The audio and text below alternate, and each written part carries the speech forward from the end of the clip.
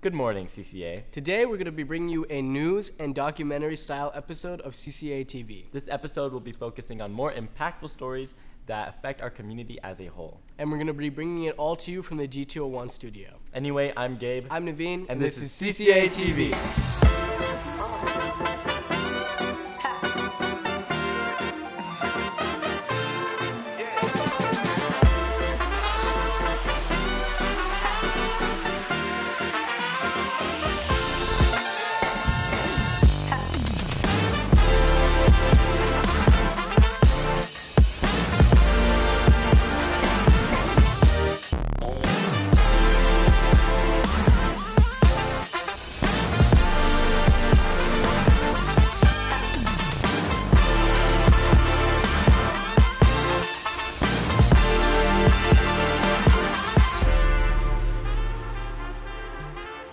Students and faculty in our school district are still shocked about a police-involved shooting at our neighboring school, Torrey Pines. Police say that the 15-year-old student that was shot and killed by police last month intended for the incident to happen, and a suicide note was found in his pocket at the time of the event. We spoke to students at Torrey Pines High School as well as Principal Colleen about the incident and the increased number of TVs and movies relating to suicide and the potential impact.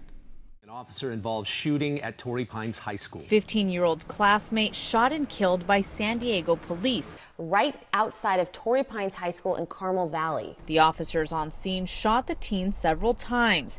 Investigators think he called police on himself.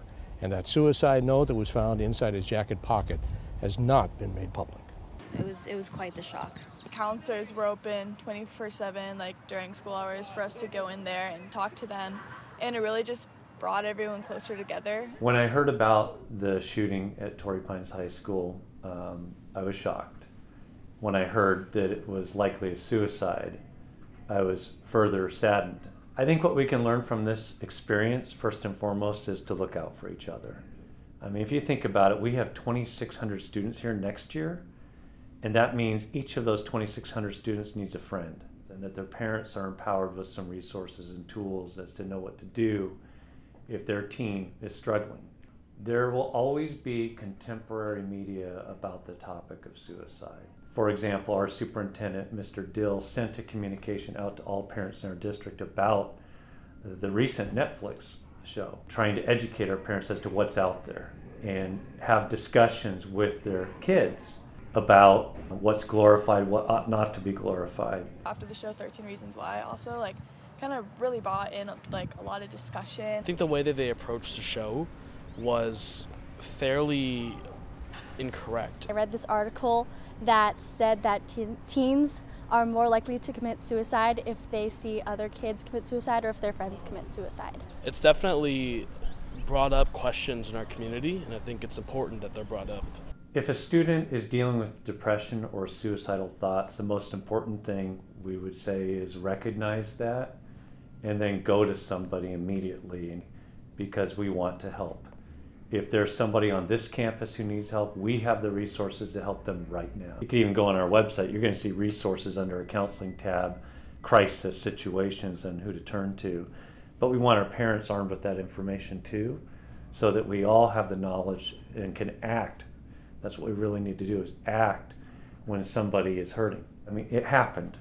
We don't want it to happen again. And so whatever we can do to help is what matters.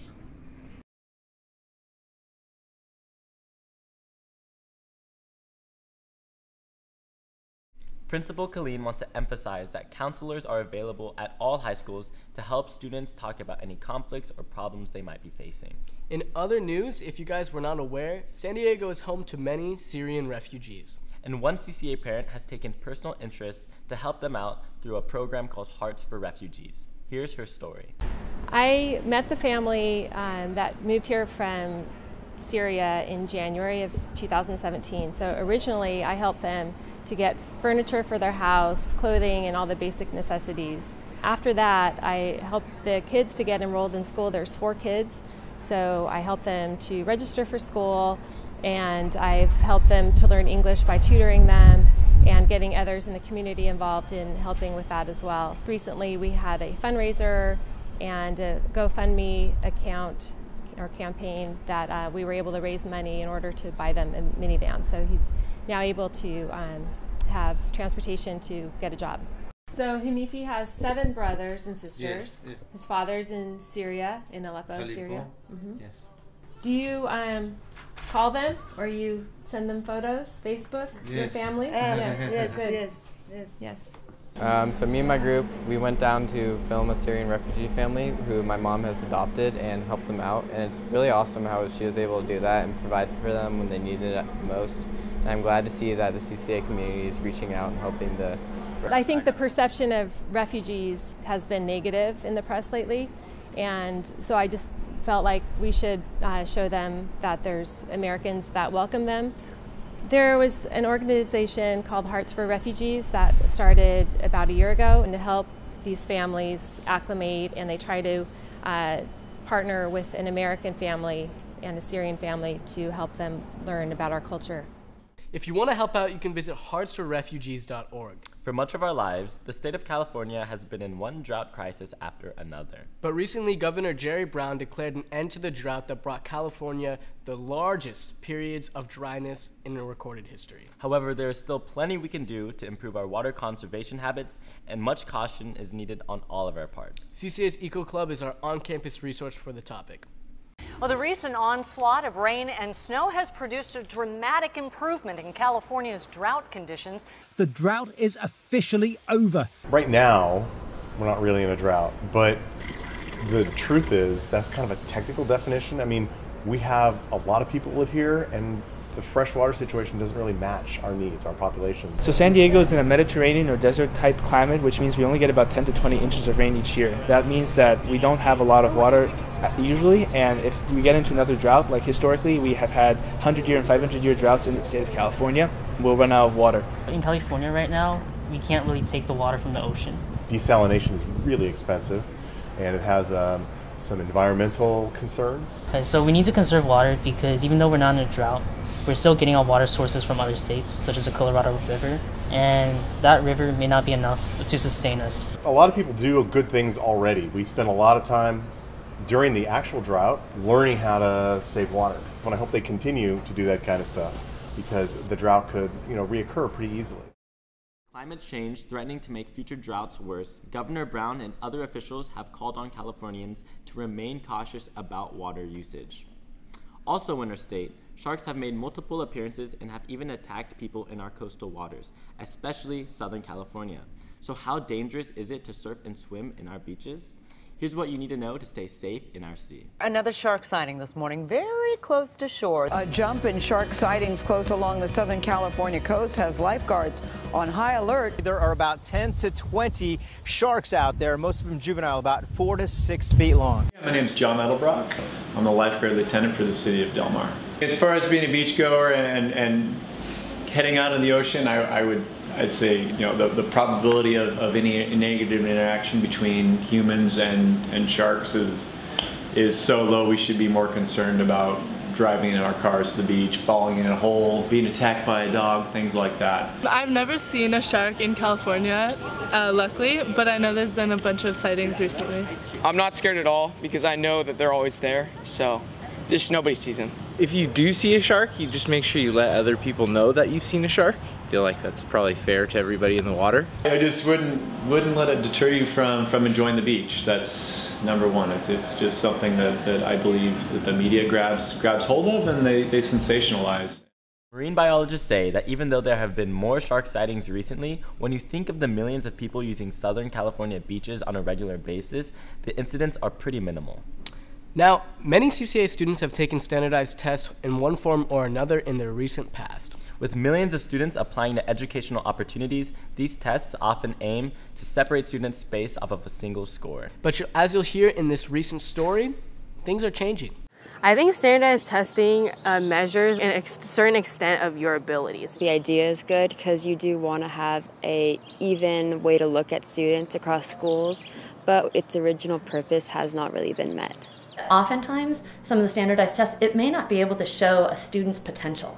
They try to do a good job of capturing what they know and are able to do according to the grade level standards? I think the major problem with current standardized testing is that kids now can afford to get private tutors or buy books where some kids can't, and so the idea of fairness and seeing what each kid actually knows has been totally removed. I think the way that we execute standardized testing could be very different, because we could tell the students that that standardized testing only tests your certain level of intelligence or a certain type of intelligence, but we should tell students that they're more than just a number. So the new testing really asks students for a whole new skill set. Now when we're taking a look at SBAC results, we're really taking a look at what students know and are able to do, how they process it, how they can put together different pieces of information, how they can discern and answer, and how they can come to answers in many different ways. One area of education that isn't test score based is the arts. Kindercrest Academy has always emphasized arts as a core focus of education through our Envision classes and conservatories. Unfortunately, the city of San Diego is proposing millions of cuts to the Commission of Arts and Culture. So let's take a look at more of this and your other arts news with our hosts, Chris and Thomas. We need to have our art budget strong. We need to be able to keep tourists coming into our community and to enjoy this beautiful place where we live. So cutting the arts budget is just not an option at all. It's a very, very bad idea for our city. Well, I do face painting at Balboa Park, so I've seen how art has a positive impact on the community and the people. So back in the 1980s, the city of San Diego was pretty much a dump. It was really disheveled. It was very dirty. The buildings were crumbling. It was in terrible shape. And it took a lot of effort and time and artistic development to make it into the beautiful city it is today.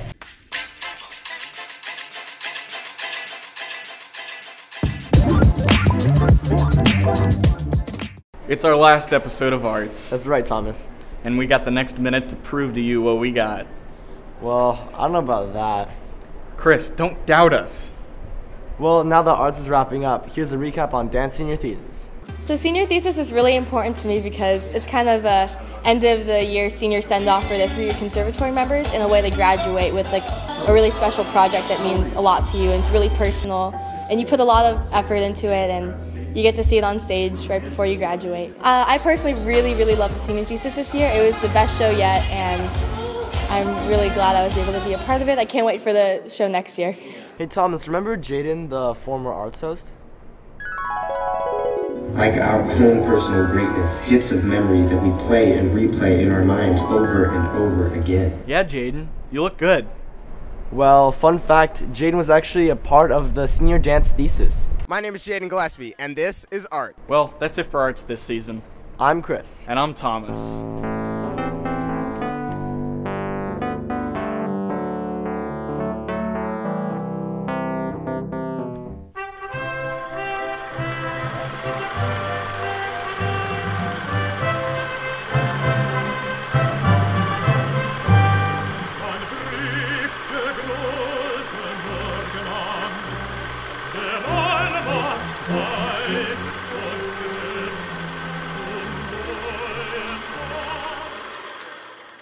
San Diego's arts budget increased each year since 2012, but Mayor Kevin Faulkner's proposed budget for the fiscal year of 2018 reduced that number by 31%.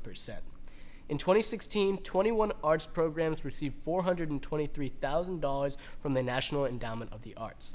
Up next is this week's sports segment. Injuries are a large concern for student and professional athletes, and our sports hosts talked to some professional trainers and athletes about this potential career-ending issue. Hey CCA, all season long we have reported on the multitude of sports here on campus. But we've never had the time to sit down and have an actual conversation with some of our athletes. In this final episode, you will meet 2 student athletes and 1 professional trainer as they talk about how injuries have affected their athletic careers. Without further ado, I'm Audrey. And I'm Erin, and this is Sports. Hi, I'm Stella, and I had ACL reconstruction surgery a few years ago because I was on a co-ed basketball team, and I tore it during the game. The first time I tore it, I just kind of leaned on my left leg, and I kind of wobbled and fell over. And then the next time I tore it, I thought my knee was okay, and it was the championship game, so I had to go back. And I was trying to block this guy, and I jumped up, and then I just felt my ACL go So in September, I got hit in the knee with a field hockey stick. I ended up playing the rest of the season, but after field hockey was over, I got an x-ray and an MRI. I got patellar tendonitis in my right knee. So I sat out of soccer season for about 4 to 6 weeks. Besides exercise, stretching, and myofascial release, letting it recover over time, icing, heating, TENS units, they all kind of help with the aiding of recovery. All those stories were truly inspiring. Well, it's that time, CCA. It's the end of our segment. Thank you for an amazing season. And for the last time, this is sports. In San Diego City news, there is a possibility that we could open up a brand new professional soccer team with a stadium and other attractions. CCA soccer coach and educator Tom Lockhart spoke to how this new stadium and team could open up more opportunities in San Diego. I was such a fan of Soccer City after we looked at it because, unlike the Chargers proposal, this was all privately funded with no taxpayer dollars. Actually creates revenue for the city. If all goes well, it's going to be right down there at the Qualcomm site. That's where that proposal is. And it's a good proposal. It'll give us a stadium that can host MLS and a Major League Soccer team, give San Diego State options, creates $40 million in River Park, about 55 acres of parkland, with a development that creates revenue for the city. So, I mean, it's a good deal all the way around. It'd be fantastic. San Diego has a great tradition of soccer. Our youth program is one of the best in the country, so I think it'd be really well supported. I think having a soccer city in San Diego would definitely bring the community together. Show up at council on the 19th. That's when it's going to be here before City Council to make a decision if we send it to the voter, when we send it to the voter, those types of things. Well, CCA, we are officially wrapping up our final episode of CCA TV Season 15. It's been an honor being your host this semester and something that we've always dreamed of. I'm Naveen. And I'm Gabe. And this is CCA TV.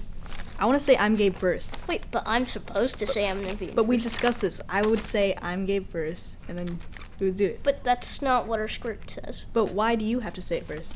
Because that's what I'm supposed to do. Stay informed, CCA.